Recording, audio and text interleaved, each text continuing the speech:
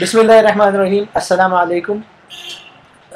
Dear viewers, we are here to discuss the issue of the recently uploaded dirty film on the YouTube, Innocence of Muslims. We have our brothers from different parts of the country.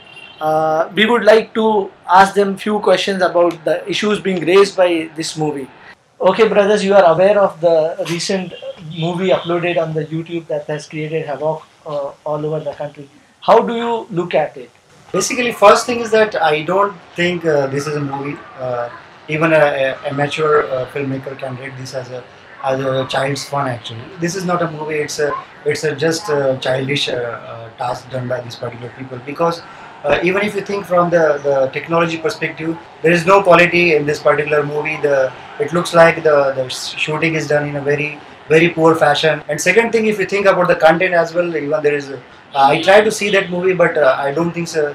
I don't think so. A normal human being with a normal human mind can watch this movie completely, because it's ridiculous. It's totally abusive and vulgar. I don't think so. Any normal human being can watch that. But even if you think from that perspective, the content is totally irrelevant, abusive, and totally ridiculous. So I don't think so.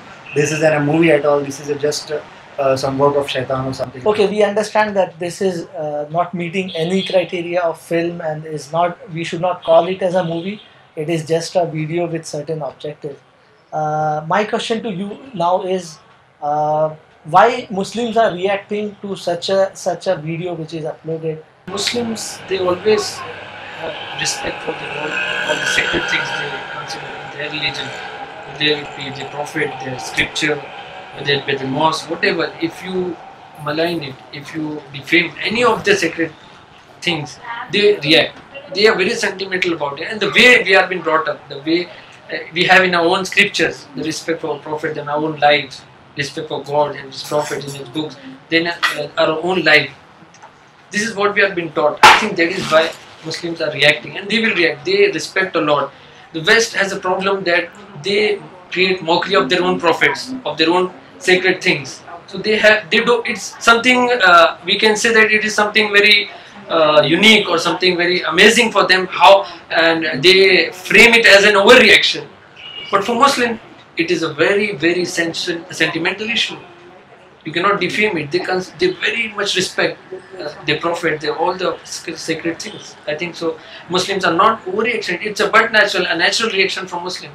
Okay, don't you think this is against the freedom of expression, freedom of speech, as it is being portrayed as it is against freedom of speech, freedom of expression? What is your opinion about it? Actually, every country in the world are having some laws against hate crimes and speeches. Like in India, we have national symbols. You cannot disgrace national symbols and religious personalities and all those things. So this doesn't come under freedom of expression. You have to have a limit for everything. Freedom of expression also should be limited to express your views, not to abuse someone, not to spread hatred towards anybody else. I think the word the freedom of expression itself is a hypocritical word. The reason is that the same, even if you see the statement released by the State Secretary Hillary Clinton, so she also mentioned that we can't punish that particular person, the movie maker, just because we have the First Amendment Act, which guarantees every American freedom of expression. But in the same country, when somebody speaks against the Holocaust, I don't think so they will allow it. If somebody speaks against the gay, even though they are minority, but nobody is allowed. Even if you're so many, you will the Nobel laureates who have been asked to just return back their prizes just because they commented something on that. So I don't think so that's something which, it's a subjective term people use for their own benefits. And also it doesn't mean that freedom of expression should be allowed to hate somebody. Whenever there is a vested interest, they endorse it on the argument of freedom of expression, on the argument of human rights, justice and all. And wherever it is against their interest, whatever the issue may be, there are ample of examples given by the Fizos. So they, again, on the same argument of freedom of expression, they oppose it. And we have a lot of examples. Whenever there is a vested interest in it, whether it be a Holocaust, whether it be a Zionist agenda, anything, they endorse it very forcefully on the argument of freedom of expression, and they have all the means. The media is in there, and 90% of the media has been controlled by them. So they argue very aggressively on these points of freedom of expression, on human rights. But whenever something is very against their interests, they again challenge it on the argument of freedom of expression. So it has been rightly said by our brothers that it is a very hypocritical term which has been used for vested interest. As you said, that it is not at movie or film standards, even quality wise or standard wise or any criteria doesn't meet to a film. What do you think? Why these kind of videos are being circulated, uploaded, or why? What would be the objective of making this kind of movies? Actually, if you see this particular movie, I don't think it's a movie, but whatever it may be, if you look at it, there are many questions which arises and which ultimately force us to think that this is a certain thing which is done deliberately or intentionally. For example, first thing is that whatever information giving in the media, that itself make us to think that this is a conspiracy. Reason is that every day the information is being changed. Number one, like the Sam Buscemi, the name of the person who created this movie. But if it's, I have seen the CNN news on this. No person with such name exists. Okay, and even if you see that the new name which is getting came into that, Nicholas and all. So even if you see that it has been said that this person is a bank frauder, he has been punished by the federal court, and also it is being said that he is a pornographer. So imagine these kind of news are coming out of the information. Contradictory to this, I have seen certain bites of the actor and actresses. They are still calling the person as that's again a wonderful point. Like for example, I have seen the clipping of that particular actress. She did a short role in that, and she mentioned that initially the role, the name of that movie, what was offered to her was the Desert Warriors. Desert Warriors. But now the name is Innocence of the Muslims. And also these guys call the director with the name George or something like that, or Sam, which actually is nowhere existing. So information is totally wrong, or interpretations are being done on a daily basis. That's first thing. Second thing is that the timing of this particular release. If you see that this is came near, is close to 9/11. Second, it came close when the Islam is rising in the Middle East. After the Jasmine resolution in the Egypt, in the Libya, in the Lebanon, in the Tunisia and all. So this timing itself forces to think that this is controversy. And third thing is that America, I feel that is feeling that this is he's losing the grip of the world. So somehow he has to keep control of his power centers. A lot of other factors are actually there are presidential elections too in month of November. Yeah, there are a lot of factors we can't discuss in this. Like maybe 10 or 12 questions which are still unanswered on this particular. So I definitely see that this is a deliberate attempt to malign the image of a particular community, defame. Do you see there are other objectives associated to this? I think the major objectives which has been highlighted by Firoz are the most important objectives which he has brought to light. America, it always needs one enemy in order to maintain its hegemony on the world. In order to convince its people that they are in fear, they have some fear. In order to maintain the fear psychosis, it always needs one enemy. Previously it was Soviet, it was communism. After the collapse of communism, in fact, it is need of superpowers. Yeah, it has been always. If you look the whole history, the powers, in order to maintain the hegemony, they always need such enemy. They always need to create such fear psychosis. So I think one of the major objective is to create this fear, to regain this fear psychosis. After 2000, after 9/11, they were very successful in this attempt of creating fear psychosis. But after 2011, after the Jasmine revolution, I think they were losing ground, and even they were losing the power centers. In order to regain it, I think this is one of the best opportunities. Here one thing we need to clarify, and that's quite important, is that we are not saying that this is deliberate attempt by the state. Okay. So we are not saying that. What we are saying is that this is a deliberate attempt by certain people who are actually being frustrated out of the things happening in the world. if you consider the elections, their agenda, the main agenda of the election is jobs, creating jobs and economy. The falling economy is the main concern of the people. And I think both the parties are fighting a tough battle now, and they are very on the sharp edge. They are very balanced in their results. So I think they needed one more agenda, and the most common agenda is to create a psychosis. Maybe to divert the focus from real issues. Yeah. So I think this is the this can be the one of the major.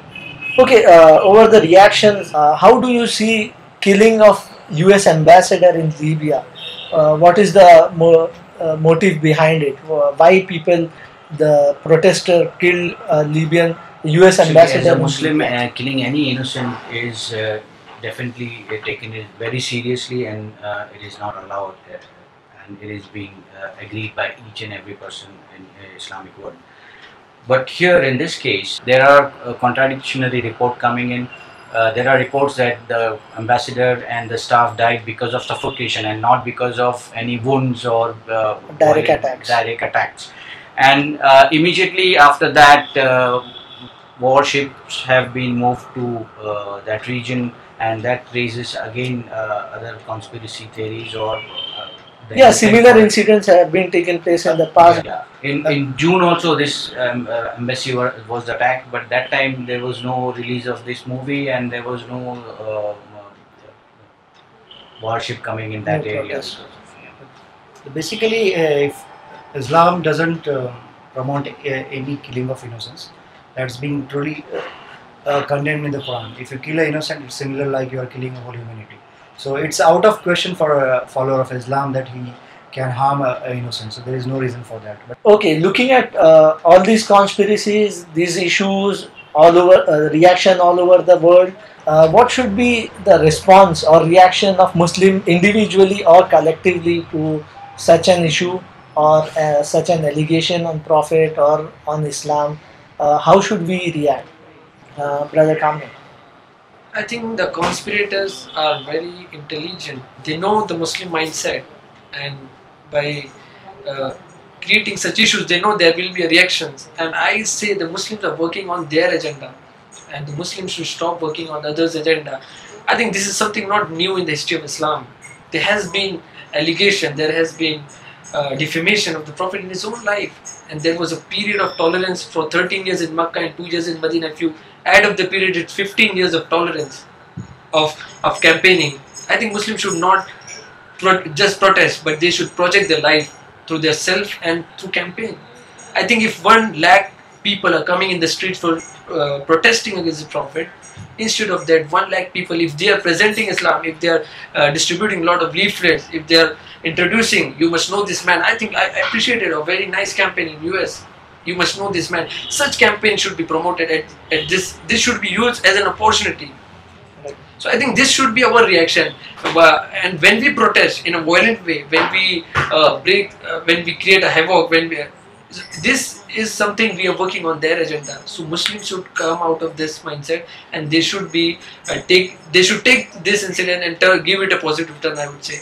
So this should be the Muslim reaction. As an individual, basically, I think this incident gives us an opportunity to project the life of Prophet Sallallahu Alaihi Wasallam.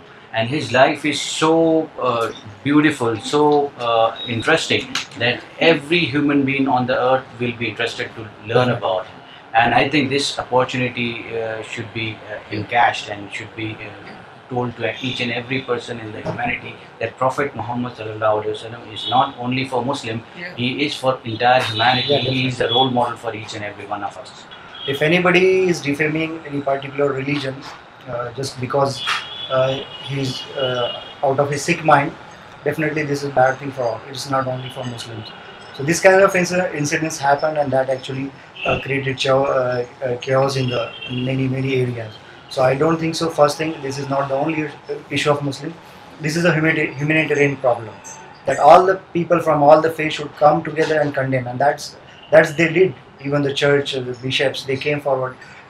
Even the President Obama, they came forward and they condemned this incident. So that's a good thing. So this is not the only issue of the Muslims. Sick mindset, defaming out of sick mind, out of jealousy, out of hatred. This is a psychological problem which need to be addressed, and that's a humanitarian problem. So we should make this issue as an humanitarian issue, not only the Muslim issue.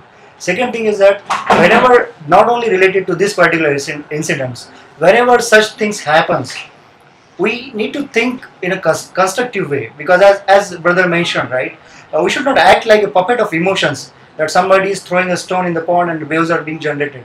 So they know the ripple effect. If they create such thing like cartoon is being created, they know the whole Muslim world will stand up on the feet and start shouting and burning and all these things. But we have to think in the way, what is the agenda behind that? What they want? They want us to come on the street. They want us to do this violent process and all, protest and all. They want us to show other world that these Muslims are actually a violent people. Their teachings are violent and they are killing the innocent. They want to show all the world and they want to defend the Islam. So we should not get in the trap. We should come in and think in a constructive way. What we can do is, number one, if there are certain questions to be answered, we should come forward and answer the questions, whether it is in electronic media or it is in print media. Second thing, we should think about, if that person is not stopping that hatred, can you take some legal action on that? So things can be settled legally. Third thing, we can think some political solution on that. If we can force that person to actually revert back or to remove such defamatory things, we can seek some political solution. So this is, I think, the systematic way we have to develop a constructive thought process in our mind, that we should not get into that their agenda. We should think about what is the better for us in the near future, in the coming future, and we need to work on a constructive agenda. That, I think, we have to do, rather than falling the traps of such defamatory things. We should work in a constructive way. Thank you very much for being with us in this studio.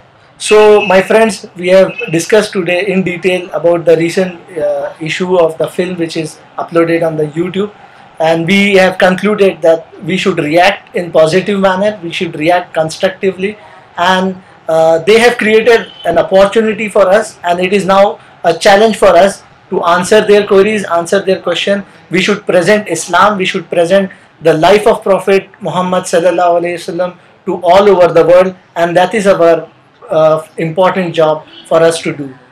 Thank you very much.